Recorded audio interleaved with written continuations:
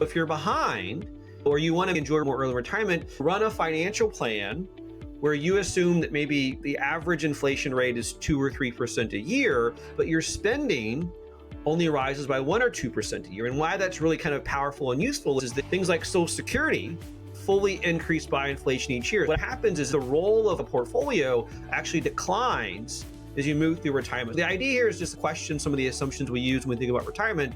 And one assumption that's not accurate for most Americans is this idea that you're going to have to increase your spending every year by inflation.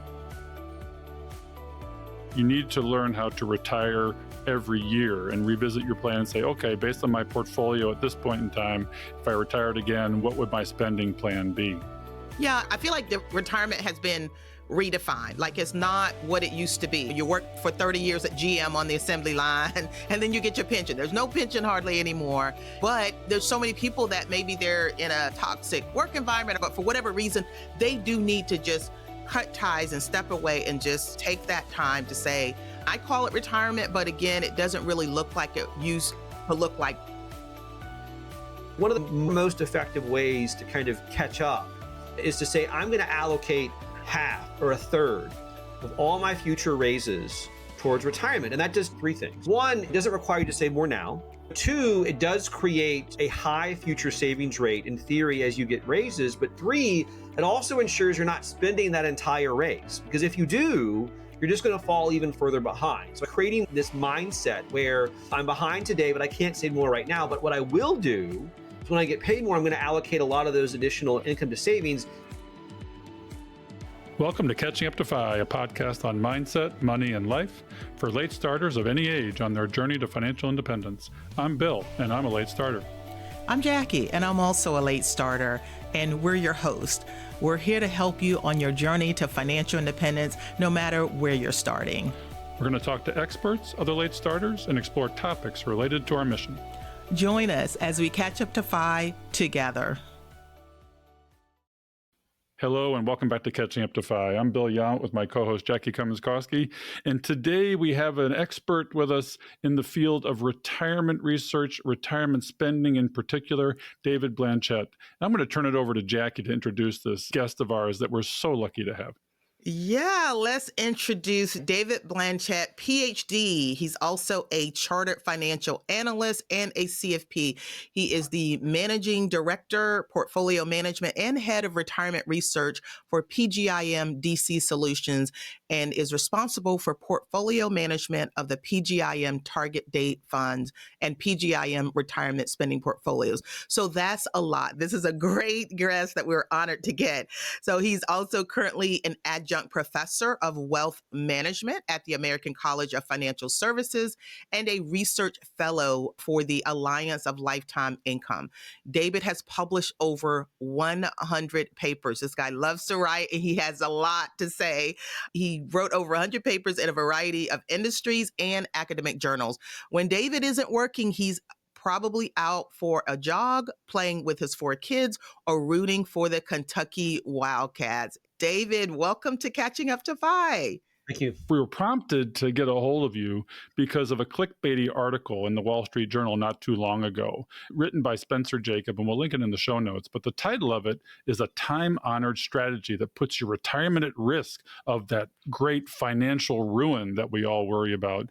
Why did you feel compelled to write a response to this on your LinkedIn profile?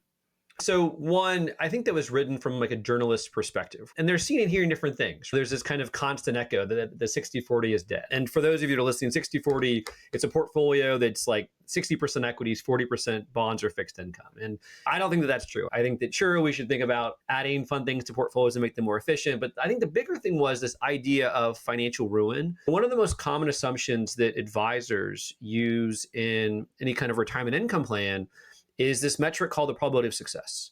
And what it means is that if you fall $1 short in the 30th year of retirement, it will assume that you have failed. And so what happens is it's called a Monte Carlo simulation. Sounds like fun. It'll create like 1,000 fake possible futures. We don't know what's going to happen. And the problem, again, is that it looks across each of those individual runs or trials or possible futures and says, how many of those did I accomplish my goal in its entirety? And again, if you fall $1 short in the 30th or the 35th or the 40th year of retirement, it says that you failed. And that's not a really accurate representation of how individuals experience retirement, because people have flexibility. Falling a dollar short isn't failure. So what I'm hoping to do actually is to change the narrative and metrics we use in the industry to better reflect how people experience retirement and retirement outcomes. Well, before we dive into the article a little further, I want to try and answer the question of, is there a retirement crisis? And you talk about a retirement savings crisis versus a retirement crisis. It seems pretty catastrophic and dramatic. Can you talk about where we stand with this transition from defined contribution to defined benefit and putting the onus on the consumer to save for their own retirement? And did it cause this crisis? A lot of the folks that have similar roles to mine that kind of research retirement, there's very different perspectives on kind of both the current and future state of the American retirement system. And a word like crisis, it's very ambiguous. We all can define it in different ways. From my perspective, though, I believe that, to your point, we're either focusing, I think a retirement income challenge is the best word to use. I hesitate to use the word crisis because we do have Social Security. We have one of the most generous public pension systems in the world. And so a lot of Americans are struggling. A lot of individuals will have to cut back when they retire, but there is this base minimum benefit. Now, at the same time, I think it's really important to acknowledge that a lot of groups, especially those that don't have access to employer-sponsored retirement plans, are behind. So there are going to be some sacrifices folks have to make when they retire. But if you look at individuals' financial confidence throughout their lifetimes, retirees are collectively some of the most financially confident individuals in America. And so things don't tend to get worse in retirement, they get better, even if individuals have less income. So I would never want to suggest that we're not in this difficult situation, to your point, because these things called defined benefit plans, I haven't personally experienced one yet. I'd love to one of these days, but they're going away. And I think as more individuals transition to retirement strategies that require personal savings, if you're behind, you haven't been saving, that presents a lot of tough choices as you move closer to retirement. Yeah, I think that's a really big deal for our audience, because when we wake up, let's say at 40, we've saved up to the company match, if that. And now what do? Do we go really risky because we're far behind, or do we make it a balance? So back to the article, that headline, it scares people like us trying to do the right thing. Maybe we even worked with an advisor where the 60-40 was reasonable. So what else in there just seemed to be off the mark? And I guess how, especially with all of your research and all of the study and writing that you do around retirement, what would you say is the more balanced counter to the way that this article was positioned? Well, I think at a high level, what I don't want to do is scare people. I don't think that that's a constructive way to address the situation. So a great example of a scare tactic that I really don't like are these surveys that say that the average American needs like $2 million for retirement, or needs like $2.5 million. Like there's like an arms race. Like we're going to get to $2.5 million pretty soon. It'll be $5 million here in a few years. And that's just not constructive, because everyone's number is different. It's highly personalized. We need to encourage individuals to save and do more for retirement, but in a way that's realistic. Like if I'm 40 years old, maybe I haven't been saving or saving a whole lot, and all of a sudden here I need $2 million for retirement. Do I just give up? Well, that's not the best path forward, right? And so I think what is really important is to acknowledge what these levers are in terms of what you can do if you are behind. And so one thing that virtually every model that we use to think about retirement ignores is flexibility. Right? Again, almost every American receives some form of public pension benefit. My parents are both public school teachers. They have a state pension. Most Americans are covered by Social Security. When you have that base benefit that can hopefully cover some or all of your essential expenses, maybe you can get some extra money from your portfolio based upon how things do. So the more that you kind of wrap in flexibility layered on top of existing lifetime income benefits, I really don't think that things are as bad as a lot of individuals make it out to be, because they're not thinking about the way that individuals experience retirement. Yeah, and actually, that's to your point. You're the founder of the retirement spending smile. And that's a concept that needs to be sort of explained here for our audience, because that can change your spending plan in retirement. And it's not like the 4% rule, where it's assumed that consumption is smoothed over a lifetime and it's a 4% that raises according to inflation. You have a different concept of this that has been proven. Tell us about the retirement smile. Yeah, so there's some nuance to it, but at a high level, the vast majority of financial planning programs, for a host of reasons, they assume that your retirement income goal, how much you're going to spend in retirement, it increases every year by inflation perfectly. So if inflation goes up 3%, you spend 3% more. If it goes up 3% the following year, it goes up more. So the idea behind the smile was looking at the actual behaviors of retirees. And there's some really compelling evidence that as you look from the ages of like 65 to mid 80s, spending doesn't increase entirely by inflation. So if inflation goes up, say 3%, maybe you only spend 1% more. And that's really significant in terms of the long-term implication of how much you spend in retirement. Because if you compound that, not needing that full raise over time, it can dramatically reduce how much you have to have saved for retirement. Now, the interesting effect with the SMILE is what happens later in retirement. And there's some nuance here when I have a chance to describe it, is that for the average person, those expenses actually kind of keep going down. You just see this kind of consistent decrease over time. But, and this is the fantastic asterisk there, is that there are a few individuals that experience relatively significant healthcare expenses. So while technically the median person keeps seeing this decline, if you pull everyone together, what you see is this kind of uptick later in life, where some individuals experience these kind of significant or cataclysmic health events that causes their spending to rise significantly. So to me, the key is that most Americans do not increase their spending every year in retirement by inflation. They tend to slow down as they age. And so if you're behind or you want to enjoy more early retirement, run a financial plan where you assume that maybe the average inflation rate is 2 or 3% a year, but your spending only rises by 1 or 2% a year. And why that's really kind of powerful and useful is that things like Social Security fully increase by inflation each year. What happens is the role of a portfolio actually declines as you move through retirement. The idea here is just to question some of the assumptions we use when we think about retirement. And one assumption that's not accurate for most Americans is this idea that you're going to have to increase your spending every year by inflation. Yeah, I appreciate the fact that you talk about flexibility because you know a lot about research, so this is a good question for you. Is there any research out there that has found a group of people that actually lived off of the 4% rule, strictly 4%? Does it exist? No one's going to call up their advisor and say, hey, last year inflation was 2.1%. I'm going to spend exactly 2.1% more this year and do that every year for 30 years. It's really important to acknowledge the 4% rule. It was very novel 30 years ago. It was a great way to think about how much you have to have saved for retirement. But there's this whole spectrum now of what individuals think is a safe initial withdrawal rate. I've seen as low as 2%. I've seen as high as 8%. Where these rules are really most valuable as a rule of thumb to help someone think about how much they have to have saved for retirement. So Bill Bengen, he's actually a financial advisor who came up with the 4% rule. I really wish he would have called it a 25 times rule. So for you quants out there, 1 divided by 4% is 25. All it really tells you is when you retire, whatever income amount you need 25 times that. But really after the first year, it just isn't really relevant, okay? I would suggest that a much more reasonable point for most Americans is actually probably 5 or 6%. So if it's a 5% rule, you need about 20 times the amount you're going to pull from your portfolio when you retire. The key is then just acknowledging that as you move through retirement, as you experience market returns, as your health changes, those numbers are going to change. But a lot of these metrics that we've created in the industry, they're really just kind of basic rules of thumb for you to figure out how much you have to save for retirement. Because if you ask people how much they've got to have saved, a lot of surveys would say that people think that they can get with 10% withdrawals, and that's not realistic. So it's good to have these basic rules of thumb, but just acknowledge that that's where financial professionals come in to do financial plans to give you a better plan based upon your situation.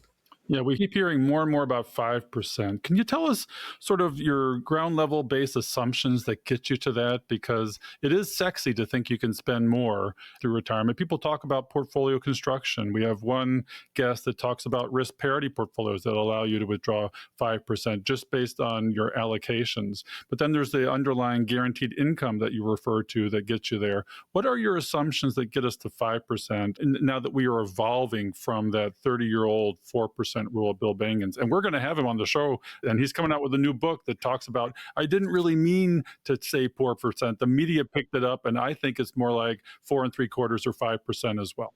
So a really big problem with the way that we've interpreted 4% as an industry is it focuses entirely on the portfolio. It assumes, as we talked about earlier, that if the portfolio cannot accomplish the income goal, the person will has failed. Well, what if your income goal is to have, it's $50,000 a year and you get $49,000 a year from Social Security and other pension benefits? You're not going to fail. It doesn't matter. And so the first thing that I do when I think about safe withdrawal rates is look at the magnitude of failure. What does it mean for someone to not accomplish their goal? Okay, then let's quantify it in a better way. If you have $1 short in the 30th year retirement, like that really isn't a huge issue in my opinion. People can adapt to that. When I'm looking at how to move from 4% to 5%, maybe even 6% or 7%, it's trying to kind of capture better the trade-offs that we're going to make when it comes to retirement. Now, it's true that if you're someone who's retiring, who has no guaranteed lifetime income for whatever reason it is, okay, your withdrawal rate could be 4%, right? If you have no flexibility, no guaranteed income, 4% or less is the number for you, but that's not most Americans, right? Most Americans, for example, don't put all their money in fixed income. We buy equities. Well, we know that equities are volatile. Equities come down in value. The key is acknowledging the fact that we're willing to make choices or cut back if we need to. And that's where you get to 5% or more, but just acknowledging the trade-offs and the actual decisions retirees make as they move through retirement. Our goal is to have a happy retirement, and we have the problem of over-saving and then under-consumption in retirement. And that's being talked about more and more in the FIRE movement because it's hard to turn off that savings gene. And this is one of those ways that would encourage people to do so. That advisors, for better or for worse, have been hyper-focused on, I don't want you to be broke while you're still alive. But that comes with a cost. Right? You can do a 2% initial withdrawal rate, but then the odds of you not enjoying what you saved is also incredibly high. There has to be a balance there. We need to acknowledge that balance. And I'm not saying 5 or 6% because I want someone to be destitute when they're older, but I don't want someone to get to the age of 85 and they have this massive pot of money that they really can't do anything with and they can enjoy. So to me, the key here is balance. It's understanding what do you have that's available to fund retirement? What is your 401k, your IRA, your taxable account, any kind of pension benefits like Social Security, but also what is the structure of your liability or your retirement income goal? How much of that is essential? How much is flexible? And then kind of mashing those together and figuring out how to most effectively use all these different levers we have available to create the best retirement plan for you. Yeah, David, I think that's such a good point. I experienced that myself. I retired probably way earlier than you would approve. I retired at 49 and I didn't even include Social Security. Now I understand that it's going to be there in some form or fashion. Again, there's that fear mongering that said, oh, Social Security is going to be gone. But now I know it's going to be around. Even if I chopped off 20%, it's there in the later years. When you talk about flexibility, what are some of the other things? You mentioned like maybe a pension. What about if someone kind of loved the work that they do and they work part-time or rental income? There's just so many things.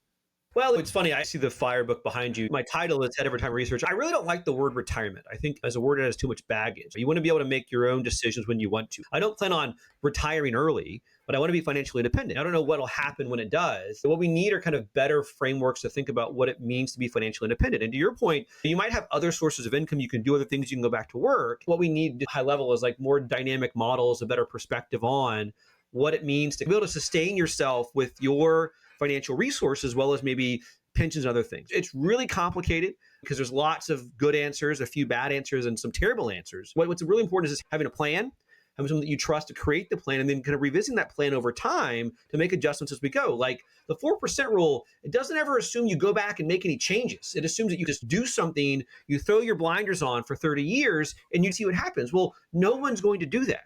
Right. And so the more often you can kind of go back and say, hey, how are things faring? What can I do? I think the more aggressive you can be with your levels of spending. Yeah, Big Earn, who's on the show and you're familiar with, is Carsten Jeske, talks about you need to learn how to retire every year and revisit your plan and say, okay, based on my portfolio at this point in time, if I retired again, what would my spending plan be? Yeah, I feel like the retirement has been redefined. Like it's not what it used to be. You work for 30 years at GM on the assembly line and then you get your pension. There's no pension hardly anymore. But there's so many people that maybe they're in a toxic work environment, but for whatever reason, they do need to just cut ties and step away and just take that time to say, I call it retirement, but again, it doesn't really look like it used to look like. But it is fraught with people's differing opinion of how they see retirement. There's some people that, if you want to make it technical, that will never retire, but they've stepped back and now they do it on their own terms and all of that. Jackie, let's pause for a minute. And before we continue, let's share some words about one of this week's sponsors, Delete Me. Yeah, the latest report from the Federal Trade Commission showed that in 2023, $10 billion was lost to consumer fraud and $2.7 billion of that was lost to imposter scams. Yeah, they've tried to scam me. They've scammed my mother. This is a real problem. So what do you do about it? Well, first off, just learning more about the tactics these scammers use can help us know what to look out for. But in a big way, I try to keep our family protected is to make sure that all of our personal information is removed from as many data broker websites as possible so that we're less enticing of a target. Yeah, you'd be shocked at how many sites out there are sharing your address, phone number, birthday, email, and a lot more. But fortunately, you can get these data brokers to remove your information. But unfortunately, the process takes hours and hours to do it by yourself. I know because I tried to contact them, and only after spending 10 hours did I give up and start using Delete Me, our sponsor today. So take control of your data and keep your private life private by signing up for Delete Me. Now at a special discount for our listeners, just go to joindeleteme.com/catching up. That's joindeleteme.com/catching up. You'll find the link in our show notes. That's one of the levers we can pull as late starters. But another lever we can pull, and you talk about guaranteed income, and we've talked about Social Security. What other forms would you refer to as other than pension and Social Security of guaranteed income that we can access to create that income floor that gives us security with regards to our fixed expenses? I hope we're in the nest here because I'm about to drop a word that has very interesting connotations. Annuities, Okay. right? I think it's one of the most difficult words in the financial lexicon because it just means so many different things. What I'm talking about are lifetime income annuities. There's lots of flavors. But to your earlier point about the transition away from defined benefit plans, it is incredibly inefficient for every American to have to worry about living to age 95, age 100. Defined benefit plan schemes are significantly more efficient at helping Americans enjoy their retirement without worry. And to be honest, if I were an employer, DB plans don't make any sense. I don't know why they just don't all do pension risk transfers to get rid of the risk, because that's not what they're in business for. You're in business to kind of create a widget or sell a service. Now, moving into 401ks, though, we're all responsible for building portfolios and figuring out spending it. Like, that's just a mess. I don't think we're going to ever get back to a place where employers are responsible for determining what your benefits would be. But I really kind of wish we'd get to a place where there would be more use of insured solutions that would just say, hey, you're so used to making a wage and spending how much ever you make. Well, life is a lot easier in retirement if you just knew, hey, you're going to get $6,000 a month for as long as you're alive. Figure it out from there. So annuities are a way for someone that wants lifetime income to create or transform their existing savings into income. But I acknowledge that there's lots of different flavors out there. Some are good, some are bad. But beyond Social Security, which is the best place to start, in my opinion, for lifetime income, annuities are really increasingly worth a look for individuals that want to mitigate that longevity risk. Which ones do you like that are simpler, less complicated, not being sold to you for high commissions? We've talked about delayed income annuities, single premium immediate annuities, MIGAs, and then QLACs. Can you go through each of those and tell us, just define what they are so that our audience understands what you're talking about when you use the umbrella term annuities? There's actually three different main types of annuities that you just kind of went through. The first is MIGAs, or multi-year guaranteed annuities. So MIGAs are just like CDs. They're issued by an insurance company where they offer a fixed guaranteed rate of return for a certain period of time. Okay. I view them as investments, right? So as opposed to putting money in a money market account or buying a CD, you could purchase a MIGA from an insurance company. That is an annuity. Technically, to be an annuity, it has to offer lifetime income, but really a MIGA is a way to create a guaranteed rate of return in a tax-deferred wrapper. So they have attractive yields right now. You can get those online. They're relatively low commission, stuff like that. Now, the other two you mentioned, single premium immediate annuities, or SPIAs, and deferred income annuities, or DIAs, are two ways to create lifetime income. And SPIAs have been around for over 2,000 years. And those are straightforward. You transfer money to an insurance company, and then they guarantee you income for life starting effectively today, like next month. The deferred income annuity is a product where you give the insurance company money right now, and then in 5 years, 10 years, 15 years, they start giving you money income for life. Now, there's different flavors of the DIA. One flavor is what's called a qualifying longevity annuity contract, or QLAC, and that's one that you can buy in an IRA you don't have to pay RMDs. Now, the amount that you can spend on those is capped at $200,000 per person, I believe. So that's one way to create income. Another type of DIA is what's called longevity insurance. And a DIA can technically start a year in the future, 10 years in the future. Longevity insurance is a type of DIA where you buy it at, say, age 60, and the income begins at like age 80 or 85. It's like a really delayed form of lifetime income. And that's the kind that a lot of academics really like, because if you think about it, if you're not worried about outliving your savings today, it's only if you live a really long time in the future. So MIGAs, SPIAs, DIAs, these are all products that you can find online and shop for pretty easily. If I'm looking for a product, there's lots of websites. There's, I think, Hewler Income Solutions, there's Blueprint, there's immediatenews.com. They offer MIGAs where you can compare individual companies, you can compare rates, you can compare credit ratings, and you can do that for MIGAs, SPIAs, and DIAs. So they're very easy to compare apples to apples. There's lots of other products out there that can have just as attractive benefits, but they can be a lot more complex and harder to really understand how they're working. Yeah, it seems like when you talk about annuities and just in general, it's almost like we're trying to replace what used to be a pension through our job. But you were saying you don't think that we'll ever go back to those days where employers were offering pensions. Let's think about this. Let's say that I start a company called Blanchett Inc. Do I want to offer a benefits program where someone that could come work for me at, say, age 35, work for me for 10 years, and then they leave? And then in 20 years, when they retire, I have to start paying them an income that could last another 30 years. So now you could do it if it was a fully insured solution. The problem is that insurance companies kind of freak out when they say, well, I don't even know where rates are going to be in 20 or 30 years. So it becomes very expensive to offer that benefit. I really like the notion of personal savings programs like 401ks for individuals to build account balances. My concern is it's a really inefficient way to create income for life. I believe that anyone who can, in terms of who's healthy, who has resources, should delay claiming Social Security as long as they possibly can, then ask themselves this question, like, how much more income do I want to have that's protected or guaranteed for life? And then look at a SPIA, a DIA, or other products that exist to kind of give them that lifetime income floor. But one of the things that is a challenge for my kids, say, we're going to go back to sort of educating our younger ones, is that they forget to enroll, they forget to make the match. And what we've started to do in recreating our own pension is automate these things, like automatic enrollment, automatic escalation. Can you describe those and anything else that you might put in to sort of take over the role of taking out the emotion of doing this and automating for folks? They're creating that safety net for retirement.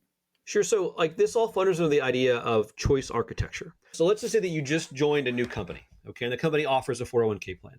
There's two different ways to think about whether or not you're going to join the plan. One is I have to affirmatively elect to join the plan. The plan sounds great. I want to do that. And the problem with that is that people who are financially sophisticated will do that, but a lot of people won't. They'll just say, I got other stuff going on. I want to do these other things now. Or you can flip it. You can say everyone who joins the company is automatically enrolled in the 401k plan unless they opt out. And 20 or 30 years ago, if you act like an economics professor at university, they'd say, oh, it won't matter. Like, it's not going to affect things at all because people are like rational human beings. But in reality, what we found is that when you automatically enroll someone in a 401k plan, 80 to 90% of people on average join the plan. If you're going to choose to join, it's much lower, like 50%. And so one thing that we've done is we've changed the decision process around do you join the plan to the default is you're in the plan versus the default being before you've got to opt into the plan. So all we've done is just change what the default is. The default was you have to elect to be in the plan. Now it's you've got to elect to be out of the plan. And so then along with that, we have things like default investments. If you don't make a decision about how to invest your money, it'll ask you to be invested in a target date fund. And target date funds are not highly personalized portfolios. They're based upon when you expect to retire in 5-year increments, but they're a lot better than people building portfolios themselves. And then finally, there's other ways we can kind of think about how do we help individuals make better choices over time. There's things like automatic escalation. So let's say that your plan offers a 401k. They offer automatic enrollment. So if you join the company, you'll be automatically enrolled. And the default savings rate is 6%. They're going to default you at 6%. That's your default savings rate. There's also automatic escalation, where you might say increase that savings rate by 1% a year until you opt out of that benefit. So I think that there's things that we can do to help people follow this path of least resistance. One concern that I still have is that a lot of these decisions are point in time. Someone could choose to opt out when they first join because they are in a difficult financial situation, but they don't ever have to revisit that decision, right? So I just got a flyer today for a health benefit session coming up soon at Prudential and PGIM. I've got to reselect all my benefits. Well, a problem with 401ks is that we often make decisions when we first join a company, and we don't have to go back and kind of revisit that. So what I'd like to see we doing more of in the industry is individuals who aren't enrolled in the plan, who aren't using the target date fund, kind of say, we're going to send them like a refresh once a year where, hey, like if you don't opt out, we're going to put you in the plan and we're going to make you start saving for retirement. What happens then is you catch people who, for whatever reason, couldn't participate at a given point in time and just haven't had the time or effort to go back and rejoin the plan. Now, the initial percentages that are saved are pretty low. Oftentimes it's 3 to 5%. Do you think it should be, we're taking decisions away from people and choice, but in reality, we have to learn to take care of our future selves, and we need to help people, because I didn't understand my future self, and we have to educate them that, or take away their choice, that save 10%, save 15%. People don't like to see their paychecks reduced by this amount, but if they don't see it, they don't spend it. One of the biggest misses, just a fantastic strikeout of this shift towards automatic enrollment, is that default savings rates were stuck at like 3% for a really long time. I don't think that 3% is an appropriate savings rate for almost anyone that works for a company. You've got to have at least like 8, 10, 12%. And so we've seen this kind of slow increase where now 6% is the most common default savings rate, but even 6%, I would contend there's a 3% employer match, that might not be enough. We have seen over the last 15-ish years, plan sponsors realize, hey, 3% is too low, but I really do think that at a minimum, you try to get the employer match from your company, and a target should at least be 12 to 15% for all Americans. So your plan might default you at 3%. Try to save more if you can, because there's a really good chance that if you're just saving 3 or 4%, that's not enough to kind of effectively build that retirement nest egg. Yeah. So David, wasn't there one of the recent laws that talked about, that gave the employee the ability to annuitize their 401k through the company?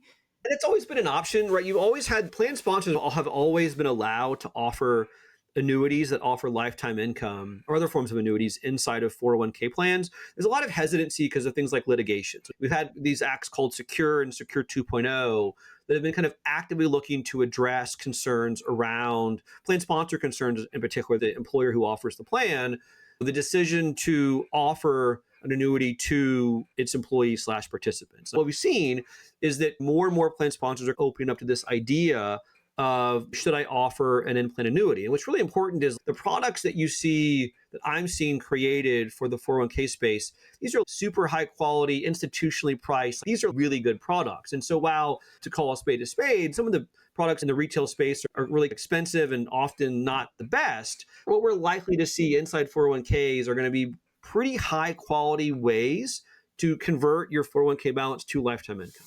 Yeah, because that's what I'm thinking, because when you work for a company, it's almost sort of an employee benefit, the fact that you can set up an annuity. And some pensions, like if it's a cash balance pension plan, you can annuitize the payout and it doesn't cost you anything. Like I had a teeny tiny pension, but it got frozen. And so I have the ability where I can turn it into an annuity, but there's no fees or anything. And the main reason is because it's through an employer. And I think, like you said, when you use the term annuity, that automatically is a hot button for some people. It goes to a very negative place.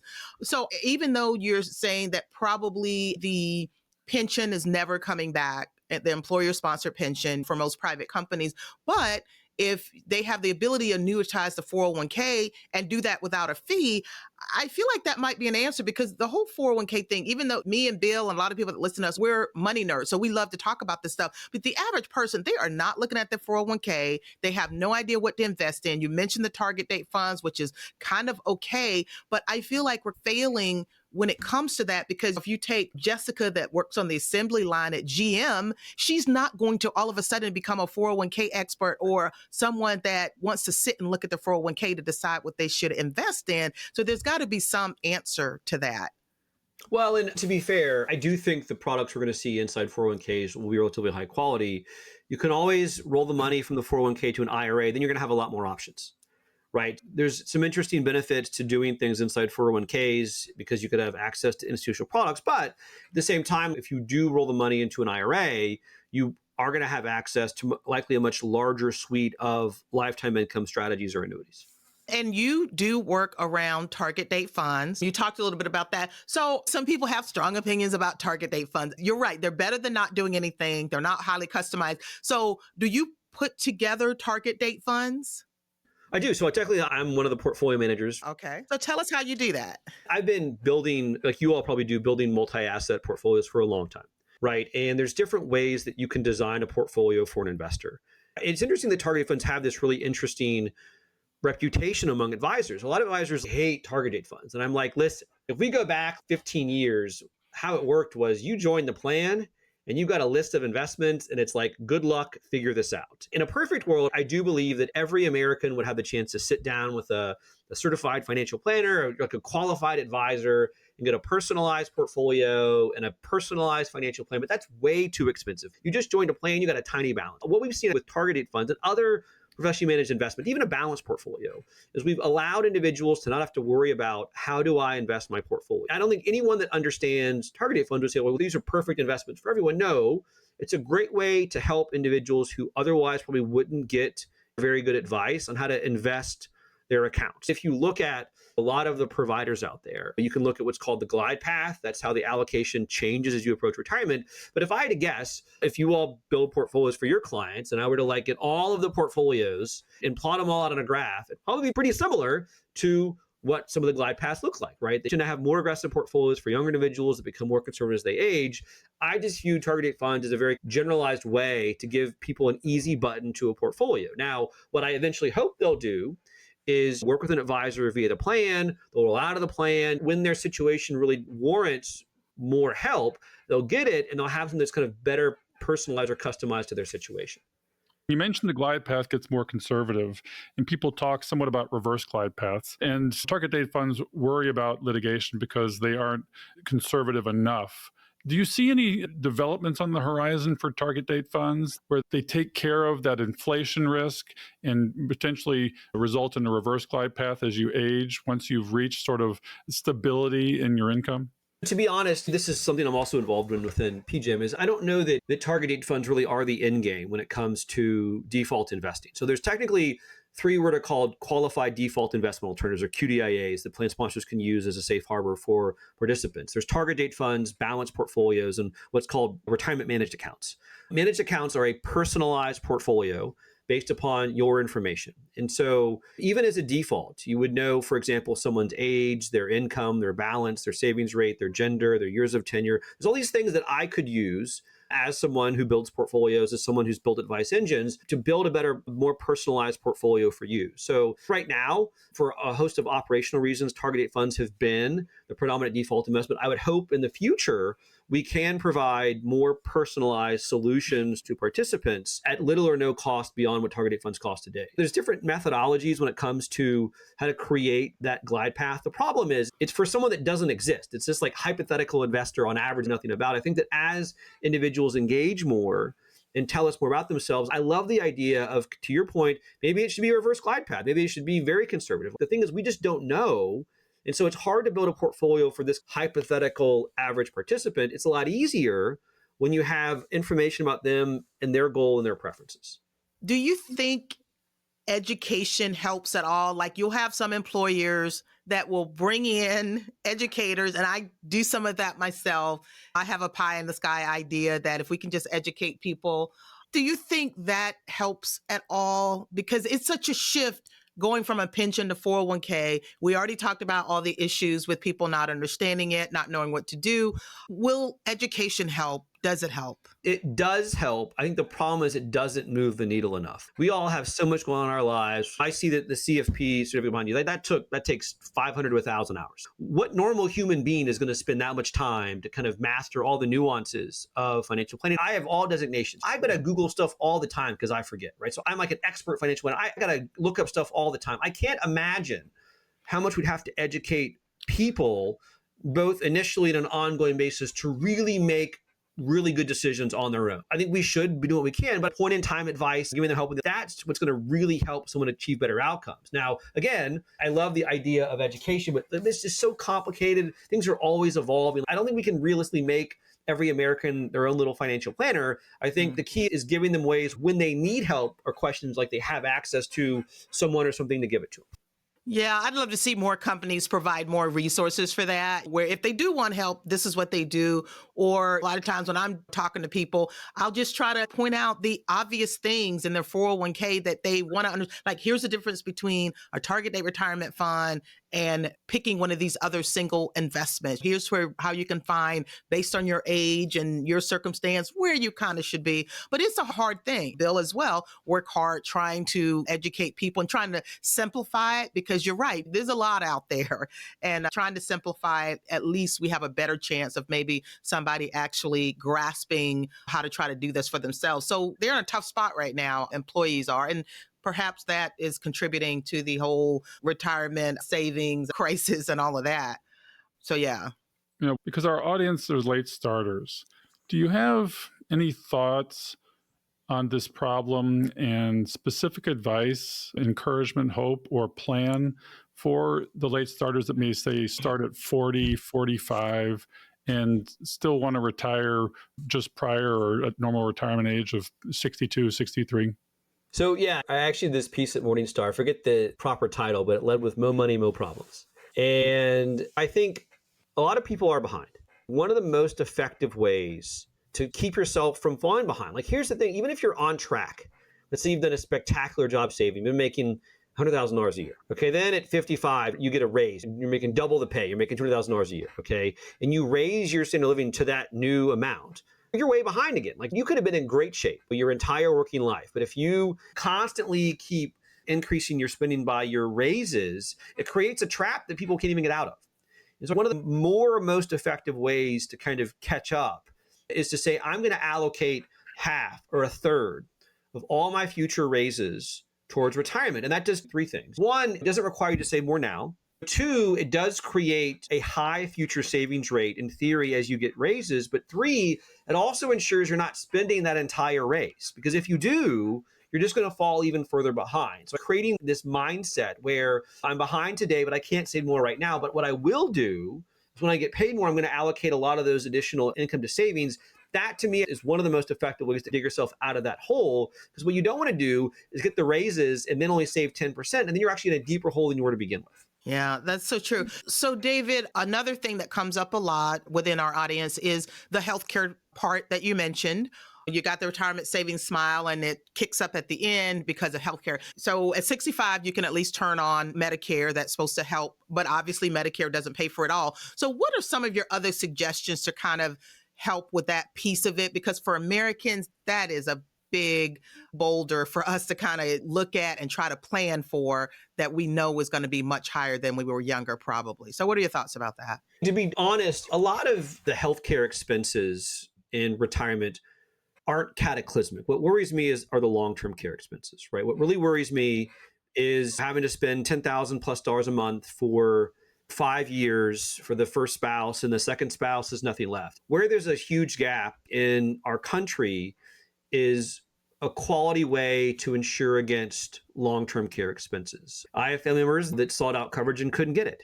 And so then we're all kind of left self-insuring against these long-term care risks. And that to me is just a dangerous scenario. If you've got Medicare, you've got Medigap, I think what really can just ruin an individual or household financially in retirement is long-term care. But at the same time, I kind of acknowledge that I'm not convinced that the insured options available are great, because I'm sure you've seen clients that bought a policy 5 or 10 years ago and the premiums have more than doubled since then. And so it creates this situation where you've been paying for this thing for a long time, but you can no longer afford it. What do you do? So I wish there were a better public option than Medicaid for long-term care today, but there just isn't.